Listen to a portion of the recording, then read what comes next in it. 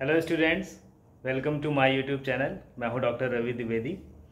और जैसा कि मैंने इंजीनियरिंग मैथमेटिक्स का पूरा सिलेबस कंप्लीट किया, मैंने कुछ टॉपिक्स इंजीनियरिंग मैथमेटिक्स 4 से भी किए यहाँ पे। सो आज मैं कोई भी नया टॉपिक्स नहीं स्टार्ट करने वाला हूँ। As examinations are going on, है ना। सभी के लगभग एग्जाम्स जो है वो स्टार्ट हो गए हैं। तो मैं कुछ पॉइंट्स बताने वाला हूँ जो एग्ज़ाम से पहले आप लोगों को ध्यान रखने हैं, ताकि आपकी तैयारी होने के बावजूद भी आपके पेपर वगैरह ख़राब ना हो, कोई भी डिस्टर्बेंस क्रिएट ना हो। ओके, तो सबसे पहली चीज़ जो सबसे इम्पॉर्टेंट है वो मैं ये कहूँगा कि आप अच्छी जगह रहिए और अच्छा खाना खाइए। दैट मीन्स अच्छा खाने का मतलब ये है कि आप हाइजेनिक फूड खाइए और हाइजेनिक जगह पे रहिए, ताकि आप बीमार ना पड़े। अगर आपका स्वास्थ्य खराब हो गया, आप बीमार पड़ गए, तो आपकी पूरे सेमेस्टर की मेहनत पर पानी फिर जाएगा एंड आपकी अच्छी तैयारी होते हुए भी आपके मार्क्स जो है वो ख़राब हो जाएंगे। दूसरी चीज़ मैं ये बताना चाहूँगा कि आपने अभी तक जो भी लिटरेचर पढ़ा है, ठीक है, आप सेम लिटरेचर को फॉलो करके अपने एग्जामिनेशन से पहले उसको रिवीजन करेंगे।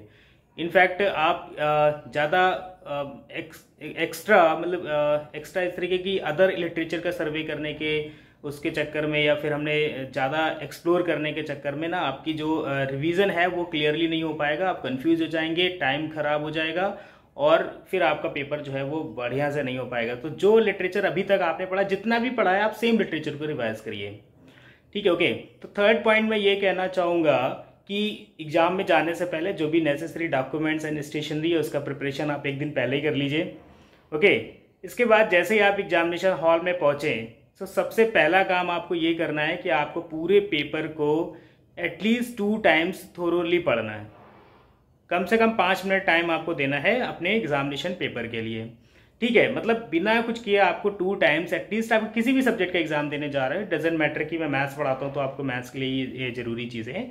आप किसी भी सब्जेक्ट का एग्जाम देने जा रहे हैं तो सबसे पहले क्या करना है, आपको पेपर मिलने के बाद थोरोली उसको 2 बार पढ़ना है, पूरा पेपर।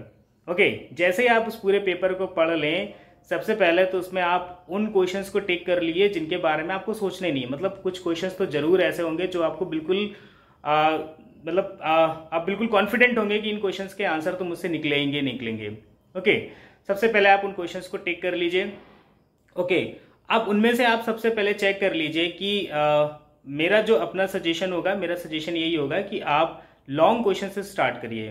ओके, लॉन्ग क्वेश्चन से स्टार्ट करिए। आपके जब जितने भी आपको लॉन्ग क्वेश्चंस आ रहे हो, जब आपके लॉन्ग क्वेश्चंस कंप्लीट हो जाएं, तब आप शॉर्ट की तरफ मूव करिए। क्योंकि लास्ट में कभी 2-4 मिनट अगर टाइम कम भी बचता है तो क्या होता है, हम शॉर्ट आंसर्स को 2 या 3 मिनट में कंप्लीट कर सकते हैं, बट लॉन्ग क्वेश्चंस जो होते हैं वो उतनी देर में कंप्लीट नहीं होते हैं, फिर प्रेशर बढ़ जाता है। तो जो क्वेश्चंस हमें आ भी रहे होते हैं वो भी हमारे गलत हो जाते हैं। तो मैं सजेस्ट करूंगा सबसे पहले आप लॉन्ग क्वेश्चन जो भी आपको आ रहे हैं, जो भी आपने टिक किए हैं, इट्स नेसेसरी नहीं है कि आपको सारे आ रहे हो तभी आप स्टार्ट करें उससे।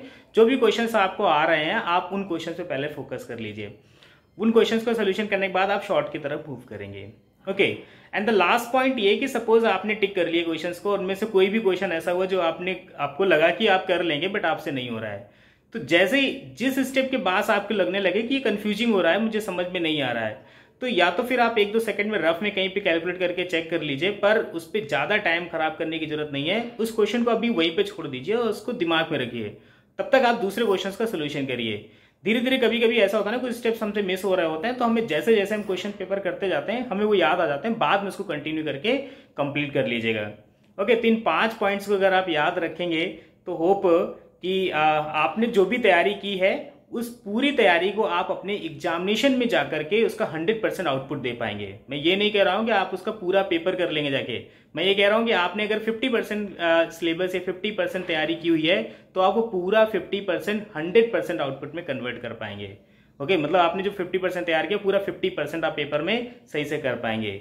सो होप ये 5 पॉइंट्स आपकी काफ़ी हेल्प करेंगे एग्जामिनेशन से related. Okay, so thank you and best wishes to all of you for your examinations, and keep watching and keep sharing. Thank you.